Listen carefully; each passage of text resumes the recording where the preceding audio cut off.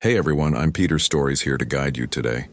If you use this video to drift off to sleep, please tap like, hit subscribe, and drop a comment telling me where you're watching from and what time it is there. Now settle in, get cozy, and let yourself relax.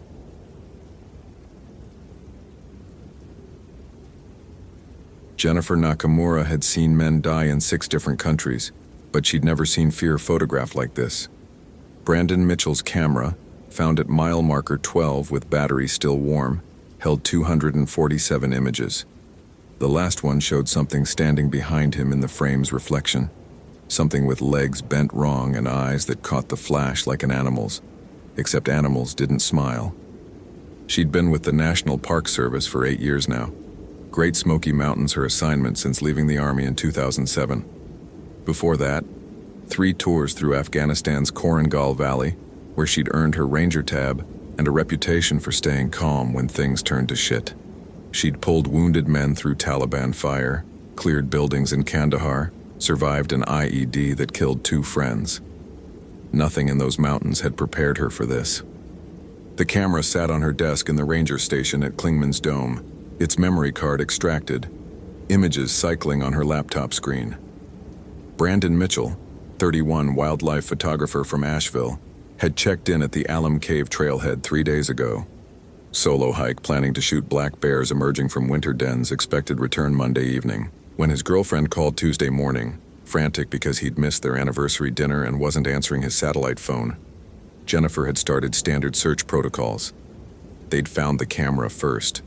No backpack, no gear, just the Nikon D810 lying in moss 20 feet off the trail, lens cap still on, as if someone had set it down carefully and walked away. Except Brandon Mitchell hadn't walked anywhere. His boot prints stopped abruptly 30 yards further up the path, stopped mid-stride in soft mud, right foot forward, as if he'd simply ceased to exist between steps. Jennifer clicked through the photos again. Early morning shots of mist through old-growth hemlock. A barred owl on a branch. Rhododendron buds just beginning to open. Then the sequence that made her jaw clench. Frame 245. Brandon grinning at the camera. Self-timer shot. Mountains blue and infinite behind him. Frame 246. Same angle, same smile. But now, if you looked at the reflection in his sunglasses, something stood in the trees behind the camera position. Frame 247. The final image, taken 17 seconds later according to the metadata. The camera had jerked, the shot blurred, capturing only darkness and what might have been fingers. Too long, too many joints, reaching into the frame. Anything? She looked up. Tom Voigt, her supervisor, stood in the doorway with coffee that smelled like it had been on the burner since morning. He was 56, 28 years with the service, and had the weathered patience of someone who'd seen enough lost hikers to know most situations resolve themselves within 48 hours. His tracks end, Jennifer said. Just stop. No signs of struggle, no blood, no torn clothing. It's like he evaporated. Tom studied the laptop screen. Weather moving in tonight? Heavy stuff. We'll need to pull the search team by 1600 if we want them off the mountain safely. I'm going back out. Jen, we've had 12 people up there since dawn. Covered a 4-mile radius from his last known position. Dogs hit nothing. Helicopter with thermal imaging found nothing. It's going to be dark in 3 hours and that front's bringing freezing rain. She turned the laptop toward him. Look at the reflection. In his glasses. Frame 246. Tom leaned closer, squinting. For a long moment he said nothing. Then, could be another hiker. Tree shadow. Pareidolia. Seeing faces in random patterns. His tracks stopped, Tom. Mid-stride. And this, she pointed at the screen. This was taken seconds before he vanished. You're talking like something supernatural happened. I'm talking like something happened that doesn't make sense with the evidence. That's what I'm trained to do. Find what doesn't make sense and figure it out. Tom sighed. The sound of a man who'd had this argument before with younger rangers who still believed every mystery had a solution. You've got until dark. Take the radio, check in every 30 minutes. If that freezing rain starts, you get off the mountain. That's an order. Jennifer grabbed her pack, already loaded with water, first aid, headlamp, emergency shelter, flares, and headed for her truck. The Klingman's Dome parking lot was empty except for maintenance vehicles. Late March, shoulder season. Most tourists not arriving until April when the wildflowers started. The isolation was why Brandon had come. Fewer people, better wildlife opportunities. She took the trail at a fast walk, eating distance with the efficient stride she'd learned carrying 80 pounds of gear through Hindu Kush. The forest pressed close here, old trees with trunks wider than her truck, their canopy filtering afternoon light into a green underwater dimness. Rhododendron thickets formed impenetrable walls on either side of the path. The silence felt wrong. No birds, no squirrel chatter, just her boots on dirt and the whisper of wind through branches. Mile marker 12 appeared, small brown sign nearly hidden by ferns. She found the spot where they'd recovered the camera, marked now with orange flagging tape. Knelt in the moss, studied the ground. The forest floor told stories if you knew how to read it. Compressed leaves, disturbed soil, broken twigs. Jennifer had tracked insurgents through Afghan villages, followed signs so subtle it was almost instinct. This should be easy, but there was nothing. The camera's impression in the moss, yes. Brandon's boot prints approaching from downslope, clear in mud near a seasonal seep. Then the prints leading upward, stride normal, weight distribution even, until they just ended. Both feet visible in the mud, toe of the right boot showing he'd been mid-step, leaning forward with momentum. And then nothing. No other tracks. No disturbance in the leaf litter beyond. No branches broken at head height. Nothing dragged. Nothing dropped. She moved in a spiral pattern expanding outward, eyes scanning for anything out of place. Found a scuff mark on a tree trunk, bark scraped away at roughly 7 feet up. Climbed the slope to examine it closer. The mark was fresh, pale wood exposed, but the damage didn't match anything logical. Not deer antler rub, not bear claw. It looked almost like something with fingers had grabbed the tree, fingernails gouging deep. A smell hit her then, thick, organic, wrong. Like a petting zoo in summer heat, but more pungent. Goat, she thought, though that made no sense. No domestic animals allowed in the park, no wild goats in these mountains. The smell seemed to come from everywhere and nowhere, making her eyes water. Jennifer pulled out her radio. Base, this is Nakamura, at the recovery site. Something's off here. Static, then Tom's voice. Define off. Can't explain it. Just wrong. The tracks, the way they end, these marks on the trees. And there's a smell like... The radio crackled. Again, you're... More static. Braking. She checked the display. Full battery. Supposedly clear line of sight to the repeater tower 3 miles north. Base, do you copy? Nothing but white noise. Jennifer tried again, adjusting frequency, but got only static on every channel. She checked her cell phone, knowing it was pointless at this elevation. No signal as expected. The park's satellite phone was back in her truck. Standard protocol said return to base when comms failed, but standard protocol assumed normal situations. Movement in her peripheral vision. She turned fast, hand instinctively moving to where her sidearm would have been if this was Afghanistan and not Tennessee. But Rangers didn't carry guns, just bear spray and harsh language. The forest looked empty, just trees and shadows and that green twilight gloom. Except one shadow seemed darker than the others, denser. Between 2 large oaks about 40 yards upslope, a vertical darkness that didn't quite match the afternoon light. She stared at it, trying to resolve the shape. It shifted slightly, or maybe it was just wind-moving branches creating the illusion of movement. Hello? Her voice came out harder than intended, the command tone from the army. This is Park Service. If someone's there, identify yourself. The shadow didn't respond, didn't move, just stood there, impossible to focus on directly, like trying to look at something in extreme peripheral vision. Jennifer started toward it, pulling her mag light from her belt. 50 feet of distance, 40. The smell intensified, making her gag. 30 feet. She could see the shadow more clearly now, could see it was taller than a person should be, maybe 7 feet, with proportions that seemed wrong. The legs appeared too long, bent at odd angles, and was that? It moved. Fast. Faster than anything that size should move through dense forest. One moment standing between the oaks, the next vanishing into the rhododendron with a sound like breaking branches, and something that might have been breathing but was too deep, too resonant to come from human lungs. She ran after it without thinking. Pure instinct from 100 night patrols where hesitation meant ambush. Crashed through the rhododendron, branches whipping her face, thorns catching her jacket. Broke through into a small clearing she hadn't known existed, breathing hard. Empty. The clearing was empty.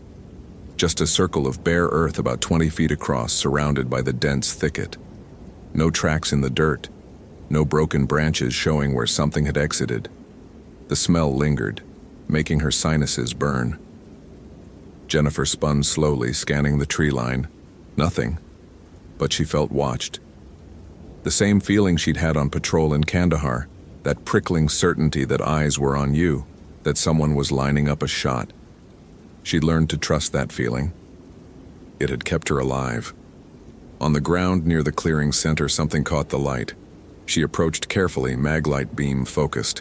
A camera lens cap, Nikon brand. She picked it up, turned it over. On the inside, written in silver Sharpie, BM, Brandon Mitchell's initials. This was his lens cap, the one that had been on his camera when they found it. But the camera had been downslope. She'd just come uphill. This clearing was at least 200 yards from where they'd recovered the Nikon. How had the lens cap gotten here? Unless Brandon had been here. Unless whatever took him had brought him here. Jennifer swept the maglite around the clearing's perimeter, looking for anything else. Found marks in the dirt that made her stomach clench. They looked like footprints, but wrong. Human-sized, yes. But the shape was off. The toes too long, extending forward in a way that suggested hooves or claws.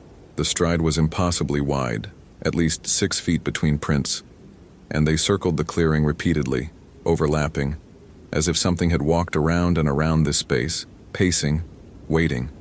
She photographed everything with her phone, even though the images would be useless without cell signal to transmit them. Then she noticed the trees. All around the clearing's edge, at about chest height, the bark had been marked. Not carved, marked, long scratches deep, running vertically down the trunks. Some were recent, sap still sticky, others older, weathered gray, and on one particular oak, something else. Jennifer moved closer, maglite beam steady despite the tremor in her hand. Symbols, crude but deliberate, cut into the bark with something sharp. Not English letters, not any alphabet she recognized, but they formed patterns that seemed almost intentional, like language or warning, or claim. A stick snapped behind her. She whirled, fumbling for the bear spray. The clearing remained empty, but now she heard it. Breathing. Deep and rhythmic. Coming from everywhere at once. Reverberating through the trees like a bass note that she felt in her chest more than heard with her ears. And underneath it, something that might have been words. Not English. Not any language she'd heard in Afghanistan or anywhere else. Just sounds that formed patterns. Repeated phrases that made her skull ache. "Brandon?" She called it out, hating the desperation in her voice. "Brandon Mitchell, if you can hear me, I'm here to help. I'm with Park Service." The breathing stopped. In the silence that followed, Jennifer realized the forest had gone completely dead. No wind, no insects, no distant bird calls. Just absolute stillness, like the world was holding its breath. Then something laughed. Not human laughter. The sound came from downslope, deep and resonant, almost a bleat but with amusement in it, intelligence behind it. It lasted 3 seconds and ended abruptly, leaving only echoes that seemed to come from wrong directions, bouncing off trees in ways that shouldn't be possible. Jennifer ran. Not out of fear. She'd been scared before, knew how to function through fear, but out of tactical necessity. You didn't stay in the kill zone when you didn't understand the terrain or the enemy. You displaced, found cover, reassessed. She crashed back through the rhododendron branches tearing at her clothes and hit the main trail at a sprint. Her truck was 3 miles downslope. She could make that in 30 minutes at this pace. Get to the satellite phone, call in her position, request backup with actual weapons. Behind her, something kept pace. She could hear it moving through the forest parallel to the trail, never quite visible through the trees, but close enough that she caught glimpses of shadow, flashes of movement. It was playing with her. That realization hit with crystal clarity. Whatever this was, it was faster than her. Could catch her any time it wanted, but was choosing to follow, to let the fear build. The trail markers seemed wrong. She should have hit mile marker 11 by now, but the next sign said marker 13. That wasn't possible. She'd been running downslope heading toward the trailhead, but somehow she'd gone uphill. The trail didn't loop here. It was a straight shot down the mountain. Jennifer stopped, breathing hard, trying to orient herself. Pulled out her compass. The needle spun lazily, refusing to settle, cycling through all points like it couldn't find north. She tapped it. The needle didn't change, just kept that slow rotation. A voice called from the trees to her left. "Help!" Man's voice. Young, desperate. "Help me, please, I'm hurt." Brandon Mitchell's voice. She'd heard it on the voicemail his girlfriend played during the initial interview. Same Carolina accent, same tenor. "Brandon?" She moved toward the voice, hand on her bear spray. "Keep talking, I'm coming to you." "Here," the voice called. "I fell, can't move my leg." She pushed through the underbrush following the voice and emerged on what should have been a game trail, but looked like nothing she'd seen before. The trees here grew in a perfect circle, their trunks forming an unbroken ring about 30 feet across. Inside the circle, the ground was bare earth packed hard, and in the center, not Brandon. The thing stood upright on legs that bent backward at the knee like a goat's, ending in hooves that had gouged the packed earth. Its torso was human in proportion, but covered in coarse dark hair. The arms hung too long, hands reaching nearly to the ground, fingers tipped with yellowed nails that looked more like claws. And the head. Jennifer had seen insurgents killed by close-range rifle fire, had seen bodies after IED explosions, had watched medics try to reassemble the wounded. But nothing in those memories compared to this. The head was wrong in every dimension. Too wide, too narrow, covered in that same coarse hair but with patches of skin showing through, gray and mottled. The eyes were yellow, pupils horizontal slits like a goat's, but set in a face that was almost human. Almost. The nose was broad and flat, nostrils flaring, and the mouth, too wide, stretching nearly ear to ear when it smiled, revealing teeth that were flat and grinding in the back, but sharp in the front, designed for a diet that included meat. It spoke in Brandon's voice. "Thank you for coming. I was so scared." Then it laughed, that same bleating sound she'd heard before, and she realized with horror that it had been calling her here, using the photographer's voice, luring her into this circle of trees. Jennifer raised the bear spray, popped the safety. "Where is he?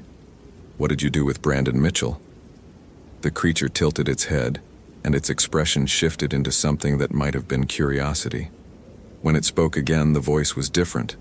Older, female, with a mountain accent. "You shouldn't be here after dark, young lady. Things walk these woods that don't take kindly to strangers." Her grandmother's voice. Her grandmother who'd died in 2003, who'd grown up in these mountains before moving to Knoxville.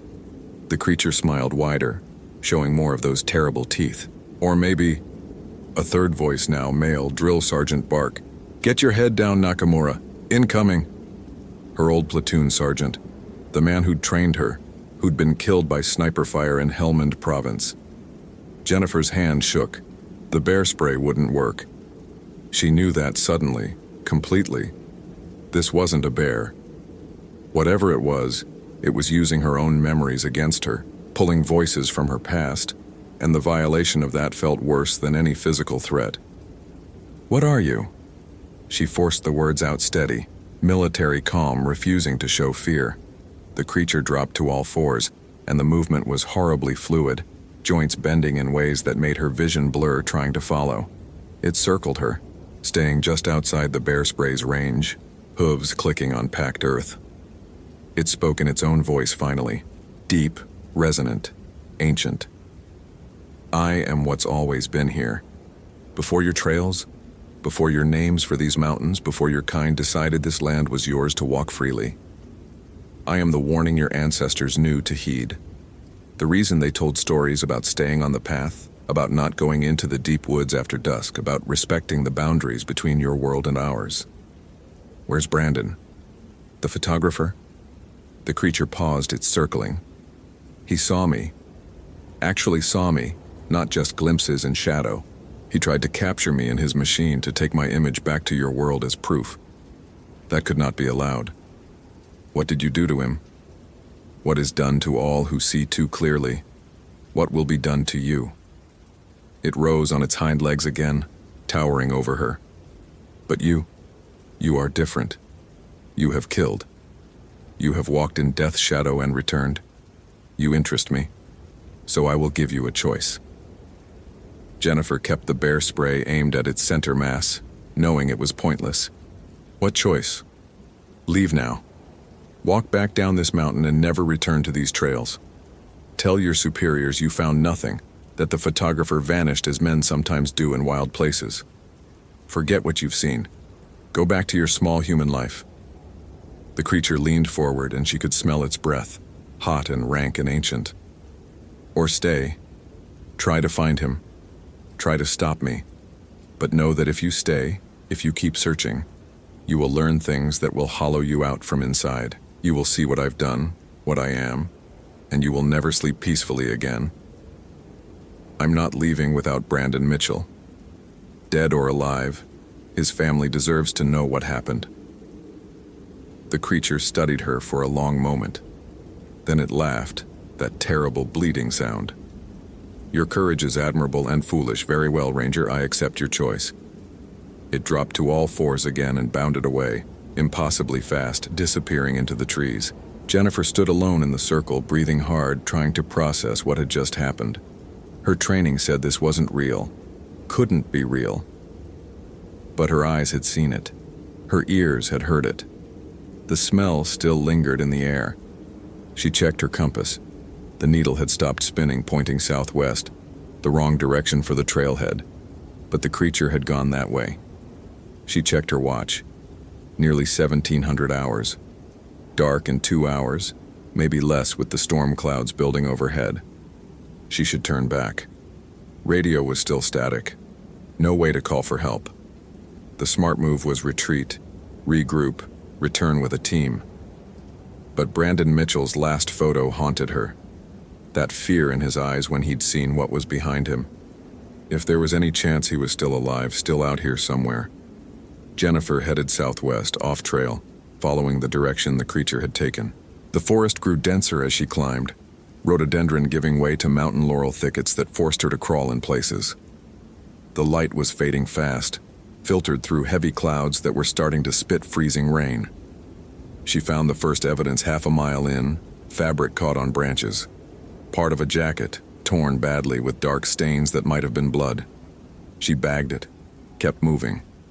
50 yards further, a broken tripod leg. Then a lens filter, cracked. A trail of breadcrumbs leading deeper into the mountains, into sections of the park she'd only seen on maps. Areas too remote and dangerous for maintained trails. The forest opened suddenly into a ravine she didn't recognize.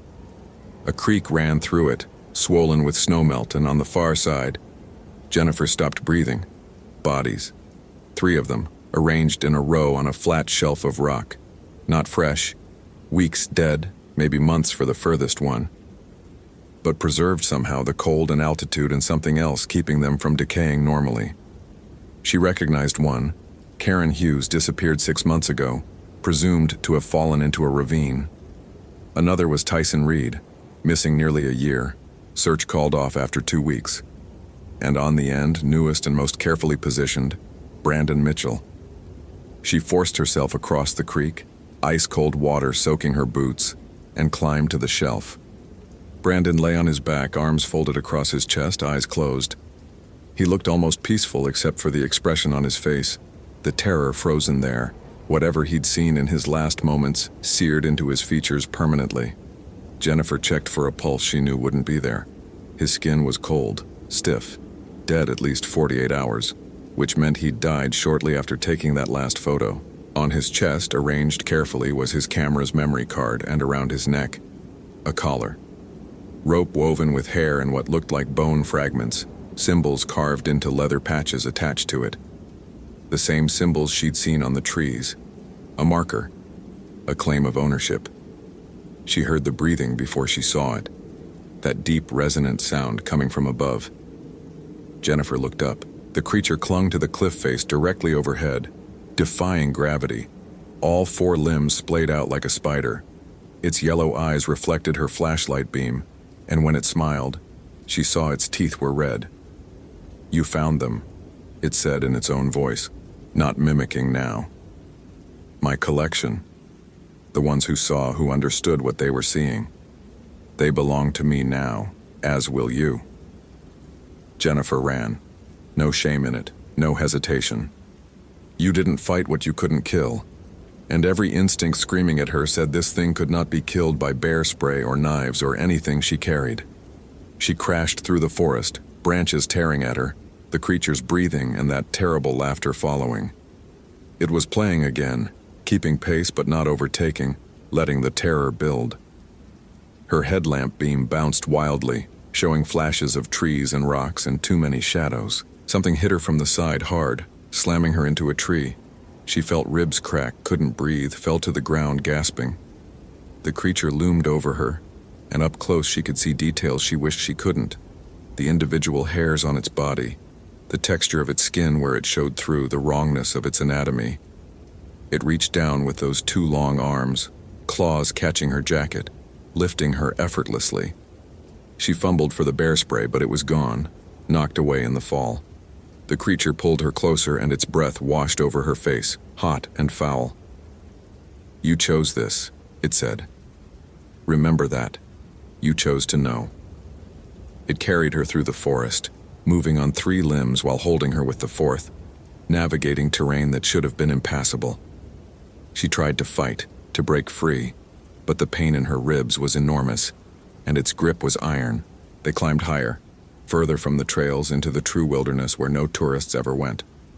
The creature brought her to a cave entrance she'd never seen on any park map. Wide mouth in the mountainside, darkness beyond, and that smell, overwhelming now, choking.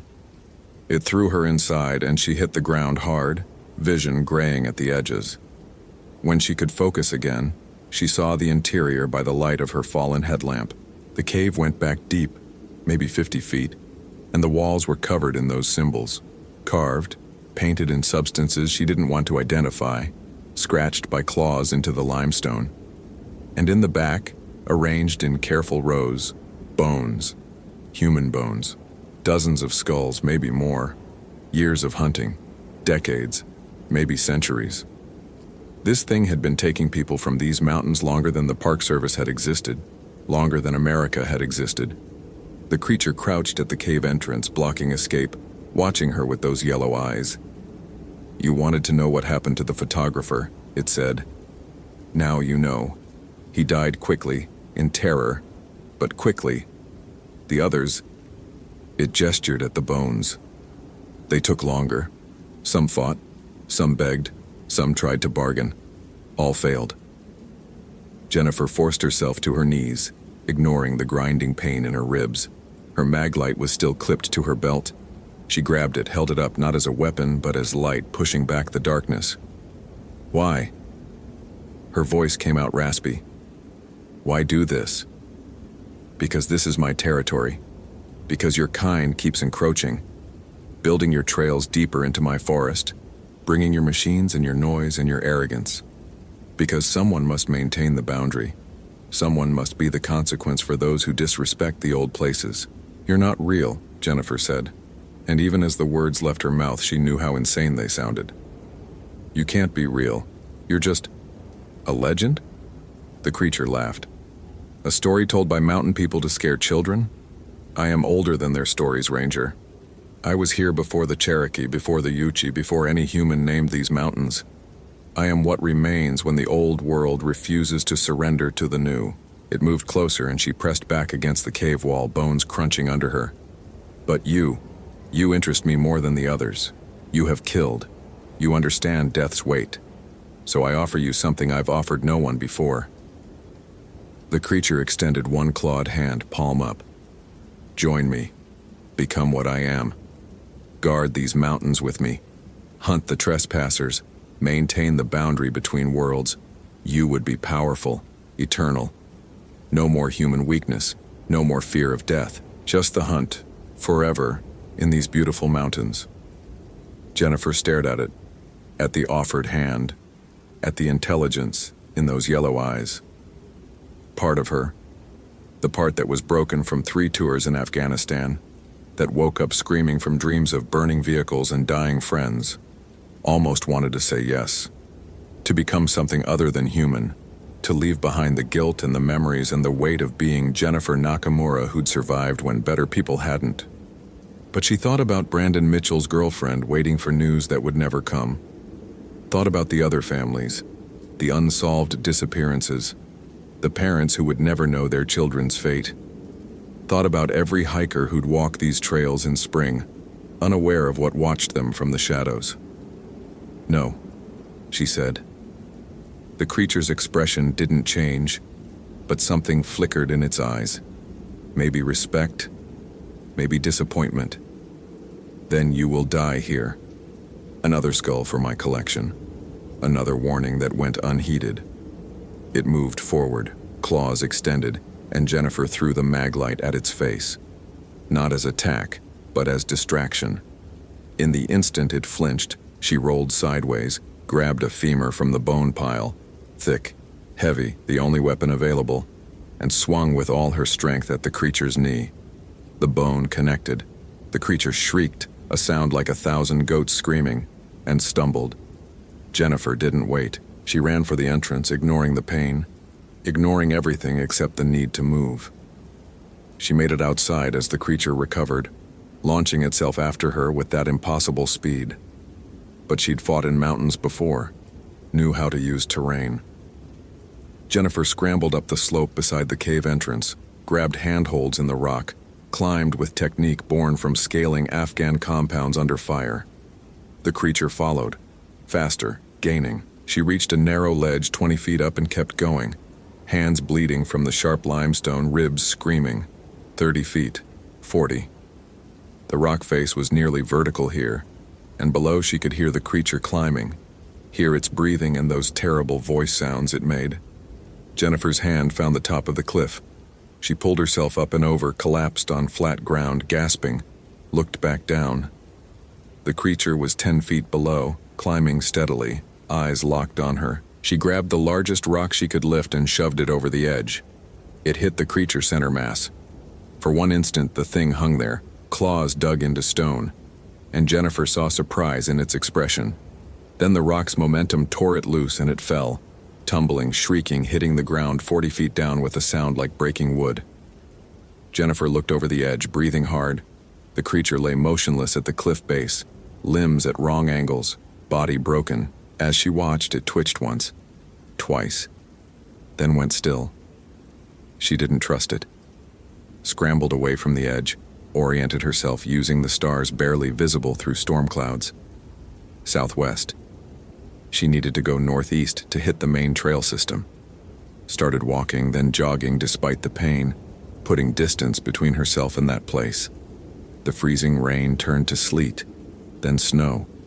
Jennifer kept moving, using every bit of training to navigate by stars and terrain. Found a stream, followed it downhill. Streams led to valleys, valleys led to trails. Basic wilderness survival. Dawn found her stumbling out onto Route 441, the main road through the park. A maintenance truck stopped, and the driver, a seasonal employee she barely knew, took one look at her and grabbed his radio. They medevaced her to Knoxville. 3 broken ribs and severe hypothermia. She told them she'd fallen, that she'd gotten lost in the storm searching for Brandon Mitchell, that she'd spent the night in an emergency shelter.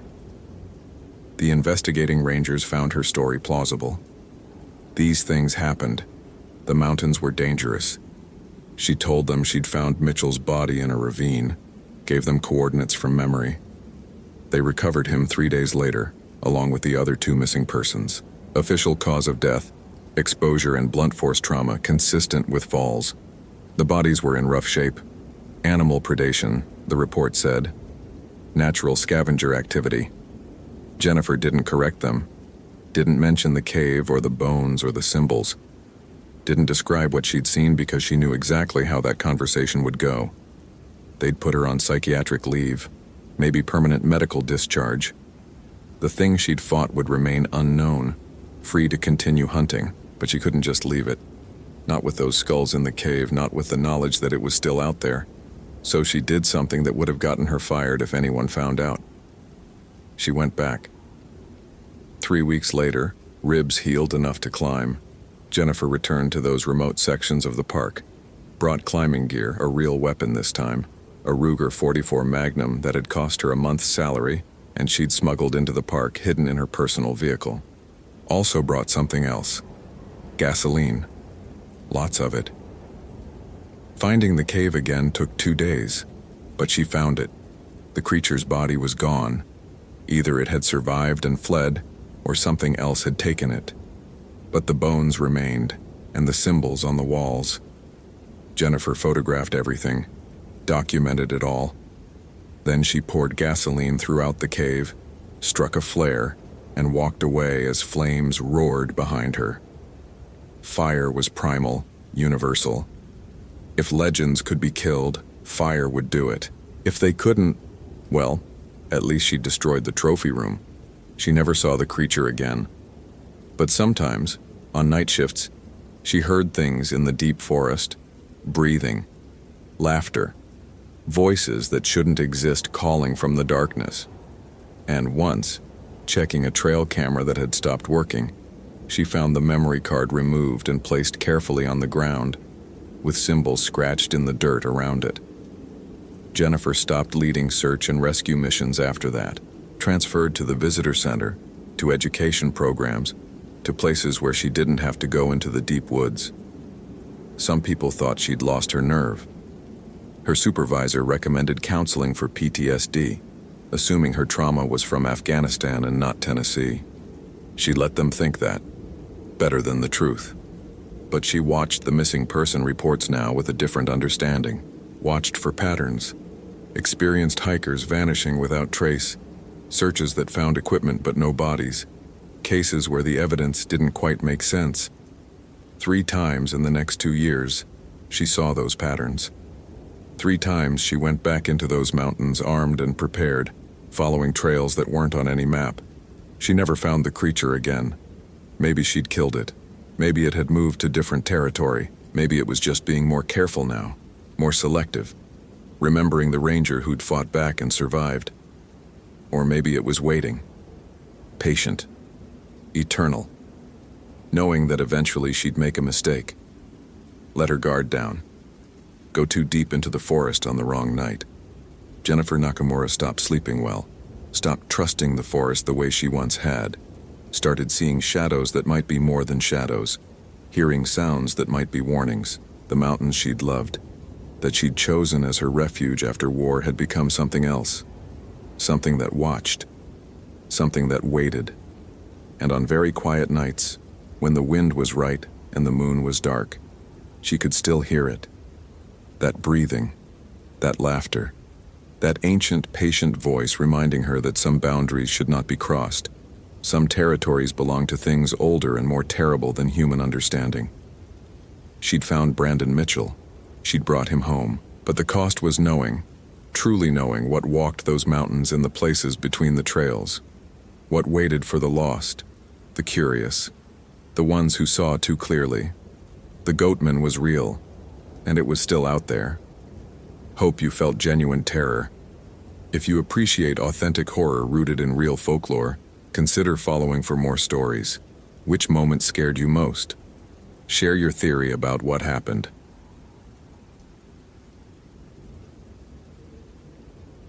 The tent fabric had frozen mid-ripple, as if someone had paused the world while tearing through it from the inside. Daniel Kowalski stood at the edge of Ashley Nguyen's campsite, his 3 months of ranger training suddenly feeling like 3 minutes. The Coleman lantern still glowed inside the tent, impossible after 4 days, casting shadows of claw marks across the nylon walls. Not cuts, not tears, claw marks, as if something with fingers too long and joints that bent wrong had tried to claw its way out while the fabric crystallized around each furrow. The thermometer clipped to his pack read 42 degrees. The ground around the tent had frost patterns Daniel had never seen in any manual, spiraling outward like something breathing had frozen the earth in concentric circles. His breath didn't fog. That wrongness took him 3 full seconds to process. His breath should fog at 42 degrees, especially at 7,000 feet in North Cascades in November. But the air leaving his lungs stayed invisible, as if the cold here worked differently. Ashley Nguyen's hiking boots sat outside the tent entrance, laces still tied, positioned as though she'd stepped out of them mid-stride. No scuff marks, no prints in the frost, just boots that shouldn't be able to stand upright on their own, yet did, pointing toward the tree line where the evergreens grew so thick they looked like a wall of black. Daniel keyed his radio. "Base, this is Ranger Kowalski. I'm at the Cascade Pass Trail campsite, approximately mile marker 9.3. The missing hiker's gear is here. Tent is intact, but..." He paused, searching for words that wouldn't make him sound insane on his first solo recovery mission. "There are unusual markings. Requesting guidance." Static, then more static. Not the normal hiss of distance or interference, but a rhythm to it, almost like breathing. Almost like something was listening to the frequency and deciding whether to let his words through. "Base, do you copy?" The static intensified, and beneath it, or maybe he imagined it, a sound like ice cracking in a voice box. Daniel released the transmit button, his hand shaking enough that he noticed. 3 months ago, he'd been installing fiber optic cable in Seattle. The Park Service job had seemed like an adventure, a way to use his emergency response certification somewhere that mattered. Now he stood alone at 7,200 feet with a missing persons camp that looked like it had been visited by something that broke the laws of thermodynamics. The lantern inside the tent flickered. Impossible. Coleman fuel doesn't last 4 days, and the flame looked steady through the rip marks, not the wavering of a dying wick. Daniel approached slowly, his mag light feeling inadequate in his grip. Department issue LED flashlights were on back order. He had this 1990s surplus that his supervisor, Ranger Mitchell, had tossed him with a grunt. "Batteries are cheaper than your panic," Mitchell had said. Daniel wished Mitchell were here now, instead of covering the southern district. He unzipped the tent fly with fingers gone clumsy from cold that shouldn't exist. The Coleman sat in the center, burning clean and blue. Ashley's sleeping bag lay spread open, and on top of it, arranged with the precision of a museum display, were 12 Polaroid photographs. Daniel's stomach tried to crawl up his throat. Polaroids. He lifted the first one with tweezers from his first aid kit, contaminating evidence, but some instinct told him touching these directly would be worse. The photo showed Ashley Nguyen. He recognized her from the missing person report. Vietnamese-American athletic build, 28, wearing the same North Face jacket visible in the tent's corner. In the Polaroid, she stood on a trail Daniel didn't recognize, smiling at the camera. Normal hiking selfie. The timestamp in the corner read 11/14/07, 3 days ago. The second photo showed the same angle, same pose. Ashley's smile had frozen into something that wasn't quite a smile anymore, lips pulled back too far, showing too many teeth.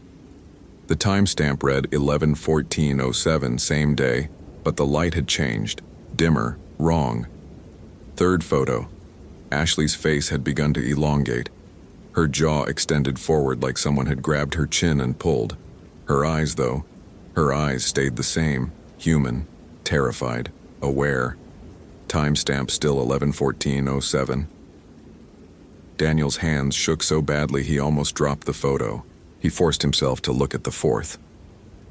The progression continued through 12 images, each one time-stamped 11/14/07, each one showing Ashley's transformation into something that made Daniel's hindbrain scream. The final photograph showed a figure that might have started as Ashley Nguyen, but had been stretched and reformed into angles that hurt to perceive. Its limbs were too long, joints reversed, skin pulled tight over a frame that looked starved despite the grotesque size. The mouth had distended, full of teeth that looked like ice chips. And the eyes, still Ashley's eyes, still human, still aware, stared at the camera with an expression Daniel would see every time he closed his eyes for the rest of his life, however long that lasted. The creature in the final photo stood in front of a trail marker. Daniel's vision swam as he recognized it. Cascade Pass Trail, mile marker 12.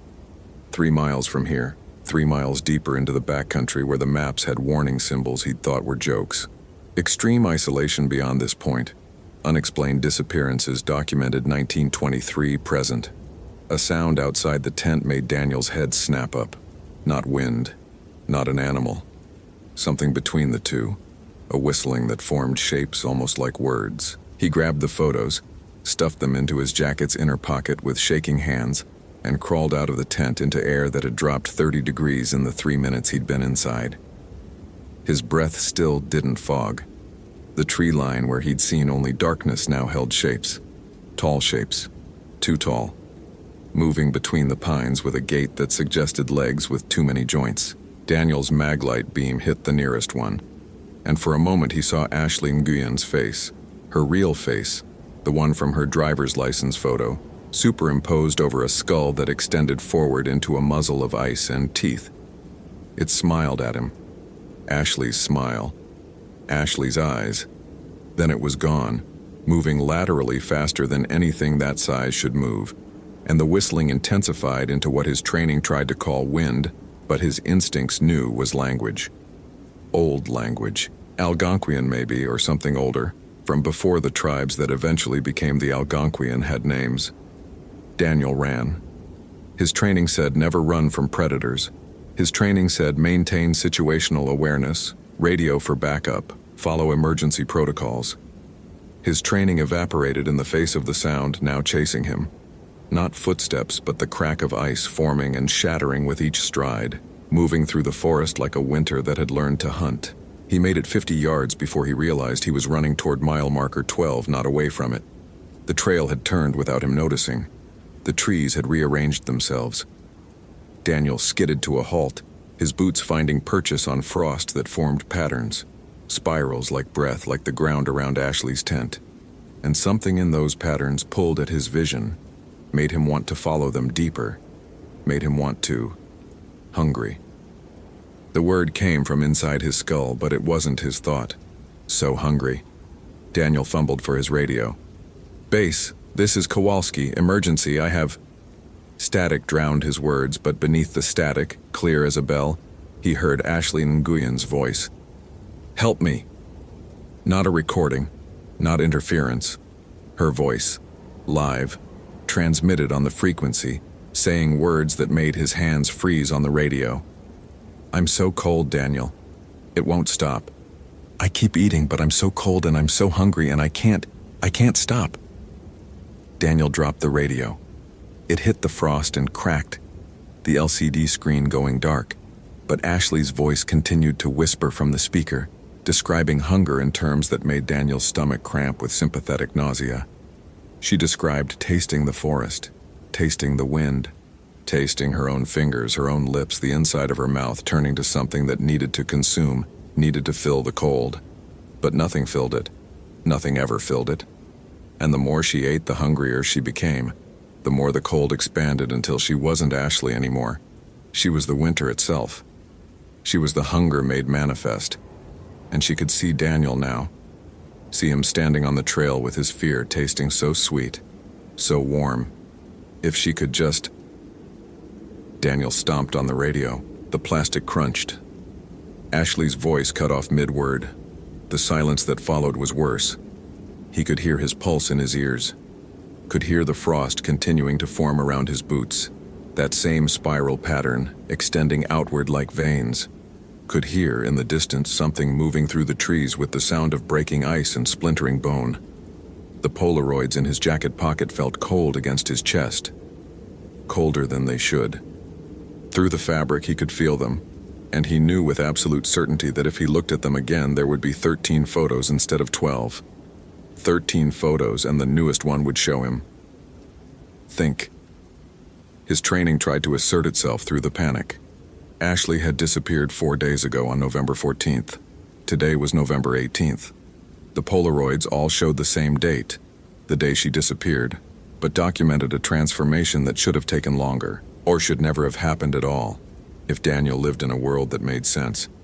But he'd stopped living in that world the moment he'd seen the tent with its impossible lantern and frost that spiraled like breath. Wendigo. The word appeared in his mind fully formed, pulled from a Wikipedia article he'd skimmed during his orientation, back when the park's history of disappearances had seemed like local color for tourists. Algonquian mythology, a spirit of winter, hunger, and cannibalism. Those who consumed human flesh in desperation became possessed, transformed into creatures of insatiable appetite. The more they ate, the more they grew, the hungrier they became, locked in a cycle that only ended when they were destroyed, or when winter itself ended. But those were stories. Legends. The kind of thing you told around campfires to make the darkness seem less empty. The whistling started again, closer now, and Daniel heard Ashley's voice woven through it, speaking words that might have been Algonquian or might have been older, might have been the language winter spoke before humans gave it names. He had two choices: go back to his truck at the trailhead 5 miles downhill, or go forward to the ranger station at Cascade Pass, 3 miles uphill. The truck meant safety, distance, the ability to leave. The station meant the emergency radio, the landline that actually worked, the supply cache with flares, and the rifle nobody was supposed to know about. Something crashed through the underbrush to his left. Daniel glimpsed it between the pines, tall as the trees themselves, skeletal, moving on legs that bent wrong.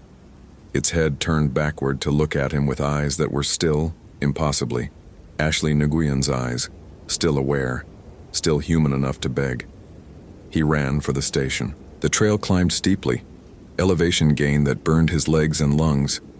The air tasted wrong, metallic, like breathing through a mouthful of pennies. His maglite beam caught movement in every shadow, but when he turned to look directly, nothing was there.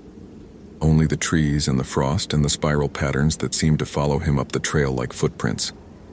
Mile marker 10 appeared in his beam, then 10.5. The whistling never stopped, sometimes ahead of him, sometimes behind, sometimes coming from directions that didn't exist. Once he heard Ashley's voice again, not from his broken radio, but from the trees themselves, and she was crying, saying she was sorry, so sorry, she hadn't meant to.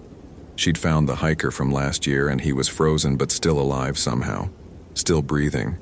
And she'd been so hungry, 3 days lost and no food, and she'd just taken a little, just a bite, just to survive. And then Daniel clamped his hands over his ears and kept running.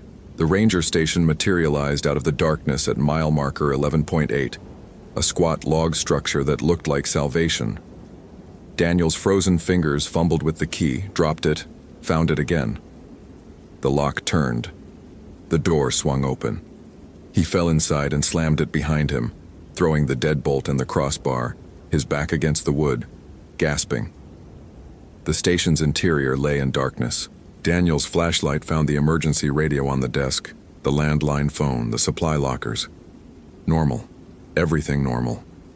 He could call for help, could get a helicopter, could...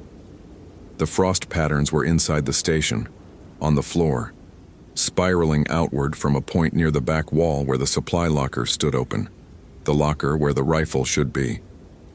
The locker that was empty except for 12 Polaroid photographs laid out in a neat row. Daniel's legs gave out. He caught himself on the desk, his flashlight clattering to the floor, beam spinning wildly across the ceiling where he saw messages, carved into the wooden beams. Not English. Not any language he recognized, but he could read them anyway. The meaning searing itself into his brain. Warnings, prayers, names of the dead, and dates going back to 1923, when the first documented disappearance had occurred. Hundreds of names, hundreds of dates, all during winter, all in November, December, January. The final message, carved yesterday according to the fresh wood shavings still on the floor: Ashley Nguyen, forgive me. Daniel grabbed the landline, dead. He grabbed the emergency radio, static, and under it, breathing. He keyed the transmit button anyway, voice breaking. This is Ranger Daniel Kowalski, North Cascades, Cascade Pass Station. I need immediate extraction. I have... Daniel. Ashley's voice from the radio speaker. Not distorted. Clear. Close. I'm sorry. I'm so sorry. But I'm so hungry. The frost spirals on the floor began to move, extending toward him like fingers.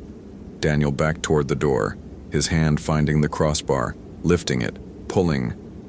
The door wouldn't open.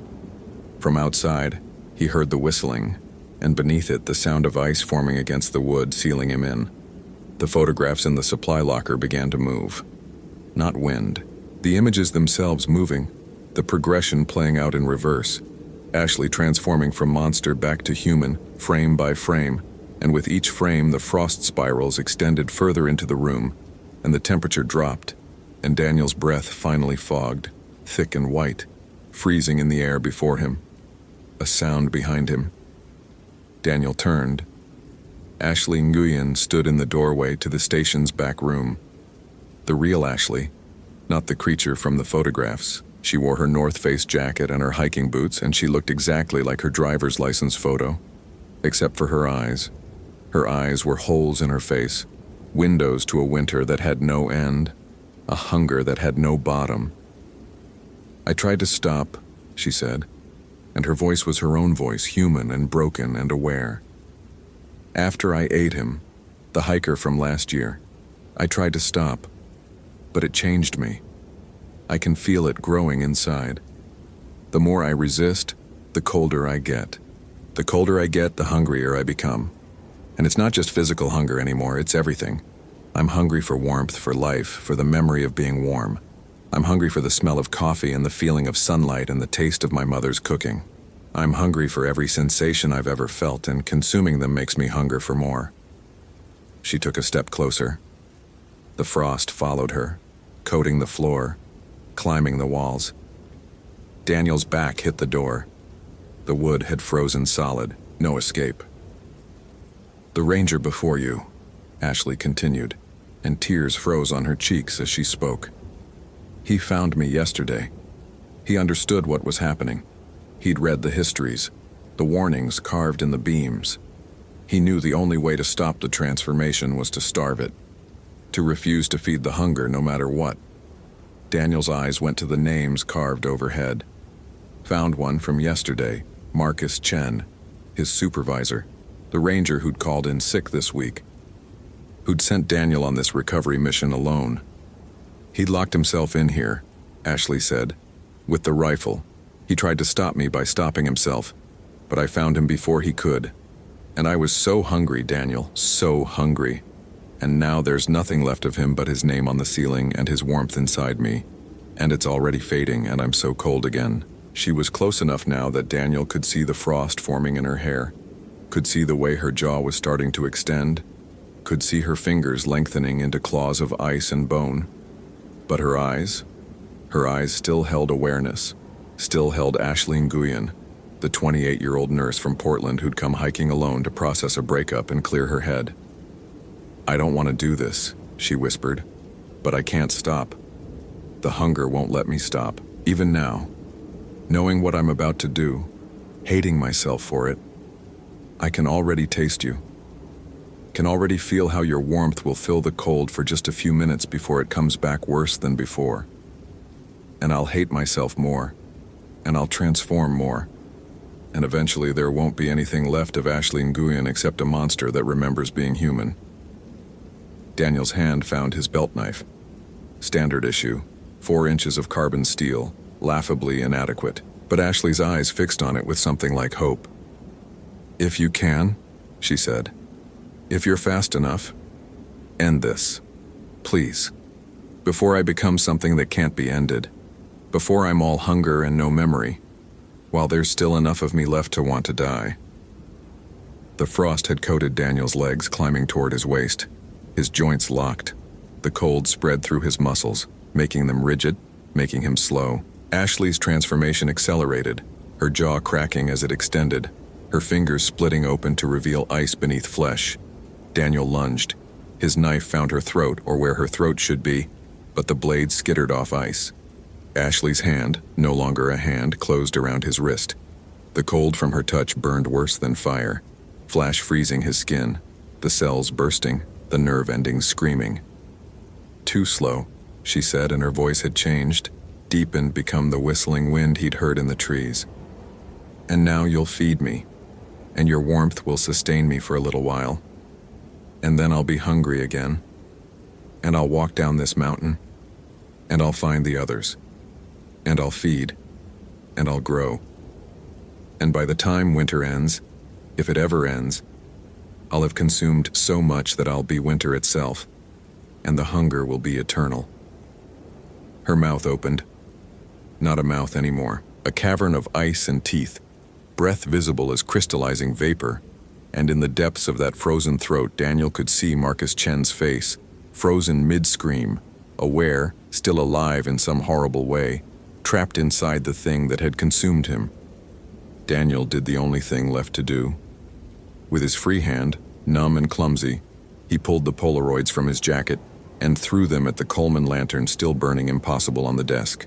The photographs caught fire instantly as if they'd been waiting to burn. The flames spread wrong, too fast, too eager, blue-white instead of orange. They engulfed the lantern, the desk, the walls.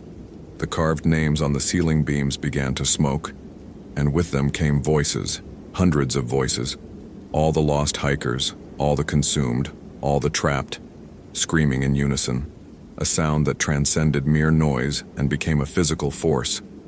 Ashley shrieked. The thing that had been Ashley shrieked. The flames found her, found the cold inside her, and fire and frost met in a collision that shattered windows, that sent Daniel flying backward through the door, suddenly open, suddenly possible, into the snow that had begun to fall. He landed hard, his frozen hand shattering against a rock, the pain distant and unreal. Behind him, the ranger station burned with flames that gave off no heat, flames that were somehow cold, flames that consumed the structure and everything in it with a sound like ice breaking across a vast lake. Daniel crawled, then walked, then ran, his shattered hand cradled against his chest, following the trail downward through snow that fell thicker with each step. He passed mile marker 11, mile marker 10, mile marker 9, where Ashley's tent stood empty now, the Coleman lantern finally dark. At mile marker 5, he found the first of the search and rescue team that had been dispatched when he'd missed his evening check-in. 3 rangers with spotlights and concern on their faces. Concern that turned to horror when they saw him. They wrapped him in thermal blankets, gave him hot coffee from a thermos, asked what happened. Daniel opened his mouth to answer and found he couldn't remember how to form words. The cold had reached that deep, freezing his voice, his thoughts, his ability to explain the impossible. Instead, he held up his shattered hand, the one Ashley had grabbed, and they saw the frost patterns spreading across his skin. Spirals, like breath, growing. One of the rangers, an older woman named Sarah, pulled her sidearm. She didn't aim it at him, just held it ready, and in her eyes Daniel saw the same knowledge he'd seen in Marcus Chen's carved name. She knew. They all knew. The stories weren't stories. The warnings weren't warnings for tourists. They were documentation, history, inevitability. "How long since contact?" Sarah asked quietly. Daniel couldn't answer.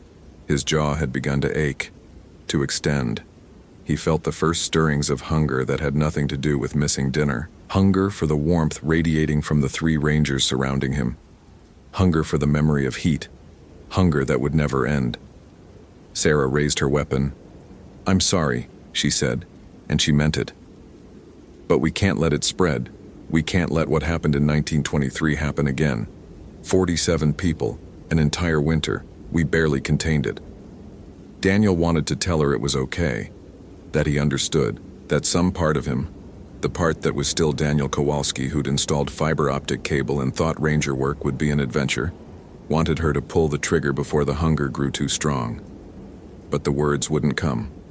Only the whistling came, forming itself in his throat, shaping sounds that predated language, and with those sounds came the cold, spreading through his chest, his skull, his soul. The last thing Daniel Kowalski thought before he became something else was a memory of summer, of heat shimmering off Seattle pavement, of complaining about the temperature, about the sun, about wanting it to be cooler, of taking warmth for granted, of never understanding that cold wasn't just absence of heat, it was a presence, a force, an entity that could think and hunger and consume. And then the thought was gone, replaced by appetite. Sarah fired 3 times. Center mass. Professional. Precise. The bullets punched through Daniel's chest, and for a moment he felt the pain, felt the warmth of his own blood, and that warmth tasted so good, so brief, so insufficient. He took a step toward the Rangers, toward the heat, toward the feast. Sarah fired again, and again, and again, until her magazine was empty and Daniel was still standing, still moving, still hungry. The frost spirals had spread from his hand to cover his entire body, crystallizing over the bullet wounds, sealing them, making them irrelevant. The Rangers ran. Smart. Daniel would have run too, if he'd still been Daniel. But he wasn't Daniel anymore. He was the hunger. He was the winter. He was what happened when humans forgot that cold wasn't just an inconvenience. It was a god, and it demanded sacrifice. He followed them down the trail, moving faster than he should move, his legs bending in new ways, his joints rearranging themselves to maximize speed. He could taste their fear on the wind, could smell their warmth, could hear their hearts pounding as they realized they couldn't outrun him. Mile marker 3. The trees rearranged themselves to make his path easier, to make their path harder. The forest knew him now, recognized him. Welcome, it seemed to say. Welcome home, child of winter, we've been waiting. Mile marker 2. He caught the slowest ranger, the older one, Sarah. She turned to face him at the last moment, weapon raised but empty. She didn't plead, didn't beg. Just looked at him with something like understanding, like acceptance. Like this was always how it would end for someone who'd chosen to work in these mountains. Make it quick, she said. Daniel couldn't make it quick, couldn't make it painless. The hunger didn't allow mercy. It demanded consumption, transformation, addition to the cold. Sarah's warmth flooded into him, filling the void for seconds, maybe minutes, before the hunger returned worse than before, insatiable, eternal. And as he consumed her, he felt her knowledge enter him, her memories, her understanding, the history of the Wendigo in these mountains, the pattern that repeated every few decades, a winter harsh enough, a person desperate enough, a line crossed that couldn't be uncrossed, the transformations, the hunts, the inevitability of it all. The Park Service knew, had always known. That's why they kept detailed records, why they carved the names, why they maintained protocols for rangers who disappeared during winter months, why certain positions like his were given to people with no families, no strong ties, people whose disappearance would cause minimal ripples. Expendable. That's what he'd been from the start. Bait. A canary in a coal mine, except the canary was expected to turn into the mine. The 2 remaining rangers had reached the parking lot. Daniel could smell exhaust from their truck's engine as it roared to life, could taste rubber as the tires spun on ice. They'd make it out. They'd file reports. They'd carve his name in the ranger station. Once they rebuilt it, they'd wait for winter to end, hope that ended him with it. And if it didn't, they'd send someone else. Another expendable ranger. Another attempt at containment. Daniel let them go. Not mercy. Strategy. Let them spread fear. Let them warn others away. The mountain would be his through the winter, and by spring he'd be so transformed, so powerful, that nothing could stop him. He'd walk down into the valleys, into the towns. He'd feed through the warmth of civilization, until civilization was just another memory, frozen in his ever-expanding frame. The snow fell harder now, covering his tracks, covering Sarah's body, covering all evidence that Daniel Kowalski had ever been human. The cold settled into his bones, his new bones, longer, stronger, better suited to the hunt. His jaw finished its transformation, extending into the muzzle of ice and teeth that he'd seen in Ashley's photographs. Somewhere in the back of his fragmenting mind, the last piece of Daniel Kowalski looked out through his new eyes and wept frozen tears. But the hunger drowned that piece, consumed it, added it to the cold. The Wendigo that had been Daniel Kowalski raised its head to the sky and howled. The sound echoed through the North Cascades, a promise and a warning, a claim to territory that would expand with every soul consumed, every warmth stolen, every memory frozen. Winter had come to the mountain, and winter was hungry, and winter would feed. Hope you felt genuine terror. If you appreciate authentic horror rooted in real folklore, consider following for more stories. Which moment scared you most? Share your theory about what happened.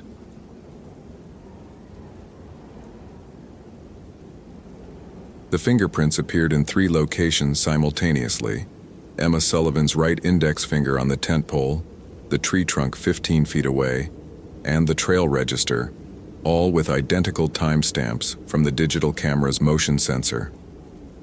Daniel Kowalski stood in the center of the abandoned campsite at mile marker 4.7 on Thunder Creek Trail, his Nikon D80 hanging from his neck, and felt the first hairline fracture appear in the foundation of his rational mind. 23 years as a forest ranger, 12 of them in North Cascades National Park, and he'd never encountered evidence that violated basic physics.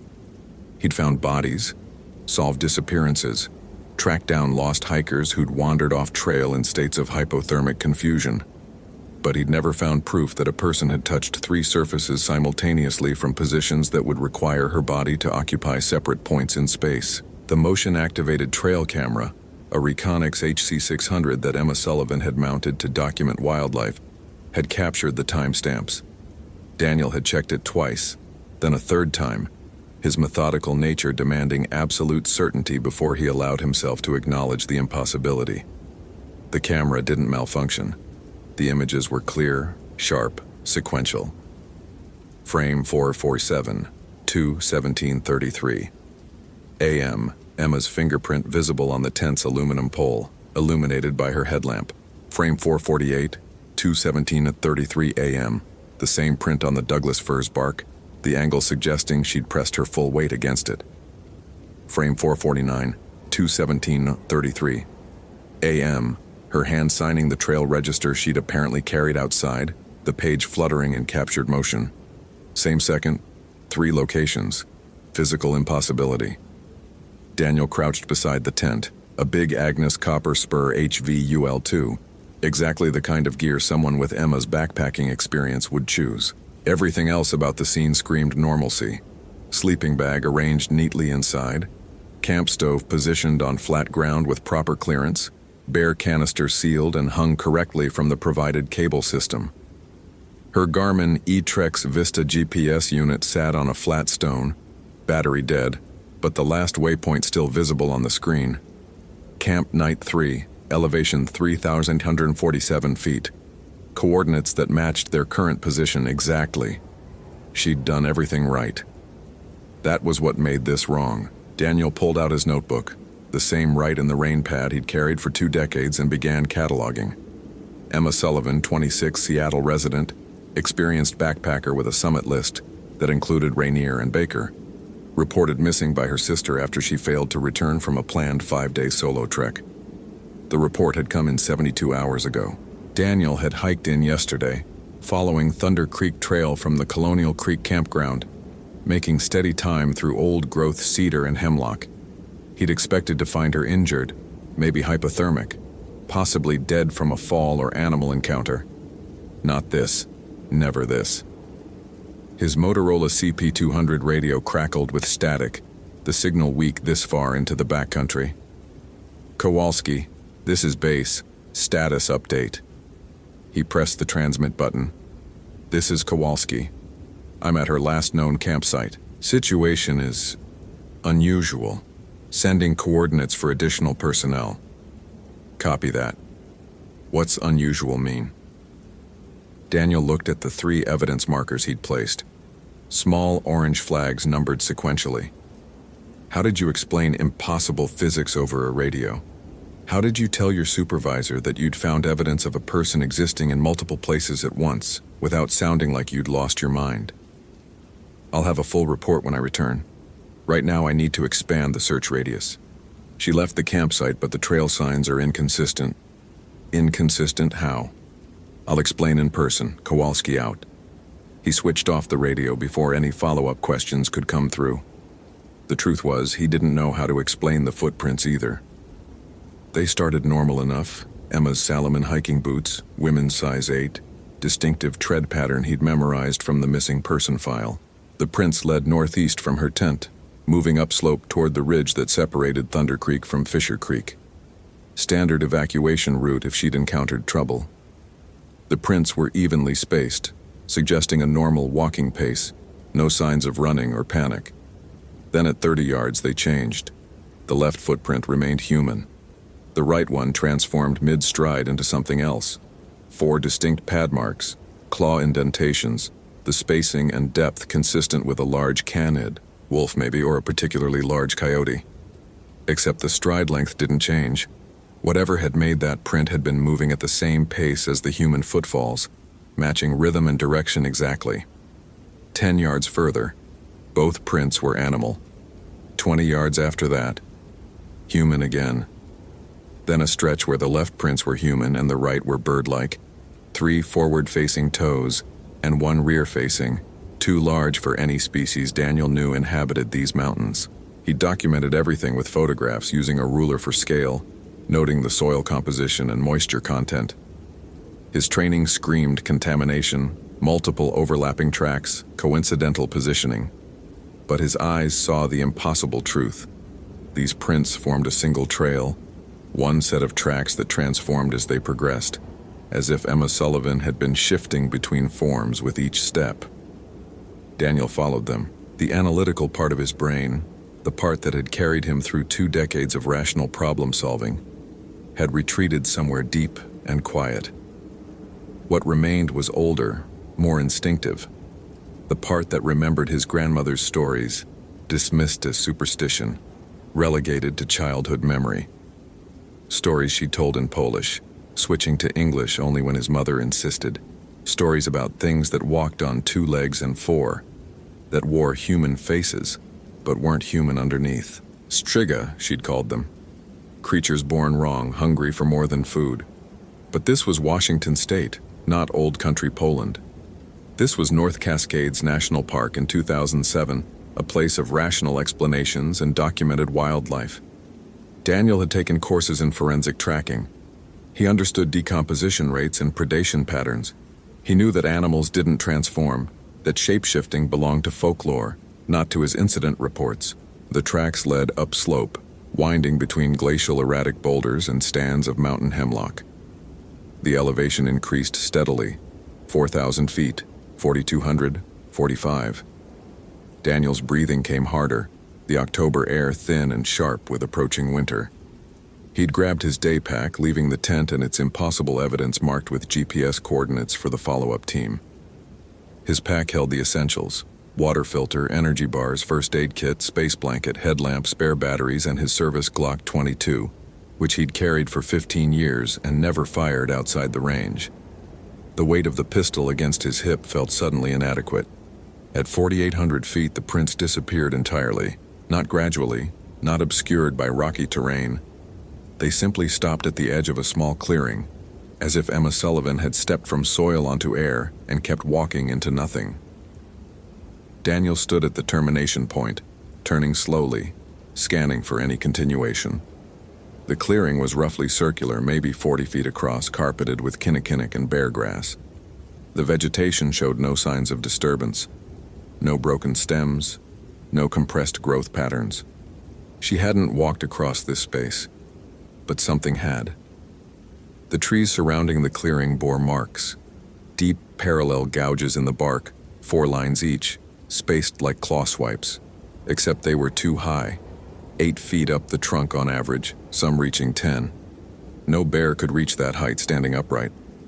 The gouges were fresh, sap still weeping from the wounds, the exposed wood pale and raw.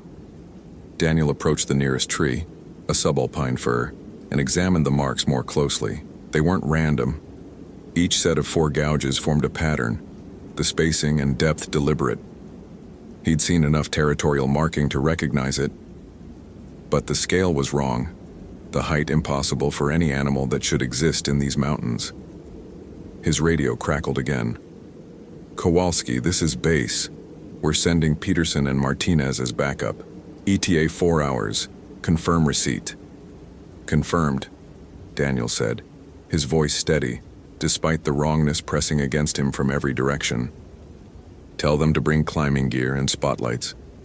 "Copy. Are you in danger?" The question hung in the thin mountain air. Was he? The evidence suggested Emma had encountered something that defied explanation, something that could alter its physical form, that could mark trees at heights that should be impossible. But evidence of past danger didn't equal present threat. Except it did. He knew it did. The instinct that had kept him safe through 2 decades of wilderness work was screaming now, a primal alarm his rational mind kept trying to silence. "Negative," he lied. "Just being thorough. Kowalski out." He continued circling the clearing, cataloging the marked trees. 15 in total, forming a rough perimeter. The marks were identical in style but varied in depth, as if applied with increasing force. Practice, maybe. Or escalation. On the far side of the clearing, he found the shrine. It wasn't modern construction. The stones stacked in a careful cairn were weathered, lichens growing thick on their surfaces, suggesting decades or longer since placement. Someone had added to it recently, though. Fresh pine boughs arranged in a specific pattern, 3 cigarettes placed in a triangle formation, their filters touching, and at the center, a Polaroid photograph. Daniel's hand shook as he picked it up. The image showed Emma Sullivan, smiling at the camera, standing in this exact clearing with her arms spread wide. The photo had that instant quality of Polaroid film, slightly overexposed, colors slightly off. But Emma's expression was clear enough. Pure joy, the kind of unguarded happiness people wore when they thought they were alone in nature. Except she hadn't been alone. In the tree line behind her, barely visible among the shadows and undergrowth, stood a figure, tall, impossibly tall, with proportions that didn't quite resolve into human geometry. The image quality was too poor to discern features, but Daniel could make out the basic shape. Something standing upright on 2 legs, but with limbs that bent at too many angles, and a head that seemed both too large and too flat to be human. He flipped the Polaroid over. On the back, written in Emma's handwriting, he'd seen enough of her trail register entries to recognize it, were 3 words. "It showed me." Daniel's analytical mind tried to process this. Emma had taken the photo herself, some kind of delayed timer shot. The figure was probably a trick of shadows, pareidolia, the human brain's tendency to see faces and forms in random patterns. She'd been out here alone, maybe experiencing early-stage hypothermia, judgment impaired. She'd seen something that wasn't there, captured it on film because our cameras record what our eyes think they see, not objective reality. Except that didn't explain the handwriting. The calm, clear script. No tremor, no panic. It showed me. Showed her what? A branch snapped behind him.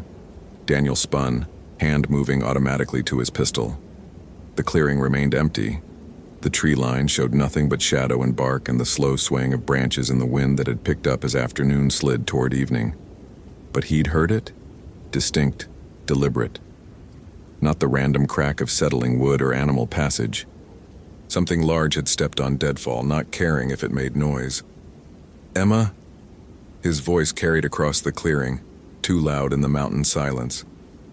"Emma Sullivan, if you can hear me, I'm here to help. I'm Forest Ranger Daniel Kowalski. Your sister sent us to find you." The wind died. The sudden absence of sound was more unsettling than any noise. The constant white noise of mountain wilderness, wind through needles, bird calls, insect hum, the distant rush of Thunder Creek far below, all of it stopped simultaneously, as if someone had pressed a mute button on the entire forest. In that silence, Daniel heard breathing, not his own. This came from multiple directions at once, from the tree line to his north and south, from somewhere above in the canopy, from the ground itself. Deep rhythmic exhalations that didn't match any respiratory pattern he recognized. Too slow for a human in distress, too fast for a resting animal. And underneath the breathing, a sound like grinding, like bone scraping bone, like something working its jaw in preparation for feeding. Daniel drew his weapon. The Glock felt absurdly small in his hand, a child's toy against whatever made that sound. But it was something. Action. Response. The illusion of control. "I'm armed," he announced, hating how his voice shook. "Federal officer, identify yourself." The breathing stopped. What replaced it was worse. A voice, feminine, familiar from the recordings Emma's sister had provided. Emma's voice coming from 3 locations simultaneously, overlapping but not quite synchronized, creating a dissonant echo effect. Daniel Kowalski, 23 years service, born March 15, 1964, Tacoma, Washington. Mother Carol, deceased 2003. Father Stephen, deceased 1998. No siblings, no children. Divorced 2005, live alone in employee housing, Unit 7B, Marble Mount. His personnel file. She was reciting his personnel file. Information that should be secure, locked in administrative systems, not available to a missing hiker who'd been in the wilderness for days. "Who are you?" His gun swept across the clearing, tracking the sources of the voice, finding nothing. "You came looking for me."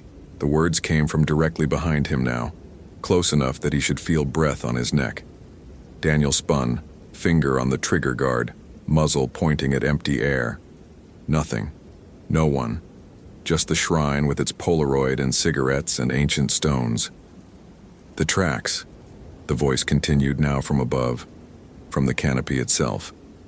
"You followed them. Very thorough, very analytical. That's why they sent you. You don't give up on mysteries. Emma, if you're hurt, I can help you. Whatever you've experienced, we can..." "I'm not Emma anymore." The voice had changed. Deeper now, resonant, carrying harmonics that shouldn't be possible from a human throat.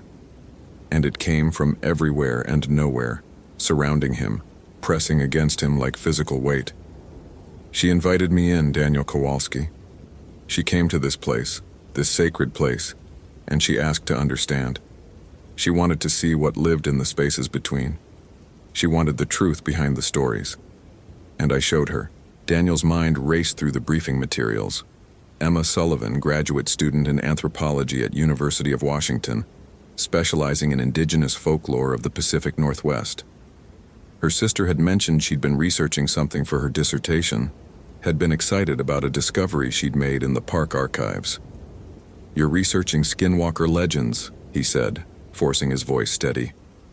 "The Navajo traditions. But those come from the Southwest, not Washington. There's no cultural presence here." The sound that followed might have been laughter. It echoed wrong, bouncing off the trees at angles that violated acoustics, reaching his ears from impossible directions. "You give the name of one tradition. But we are older than names, older than the people who learned to fear us. We were here when your grandmother told you stories about the Sturziga. We were here when Emma read about the Yi Nadlushi. We were here when the first humans crossed the land bridge and saw us watching from the tree line, and created words to explain what they witnessed." The temperature dropped. Daniel watched his breath plume in the air, sudden and thick, though moments before the afternoon had been mild for October.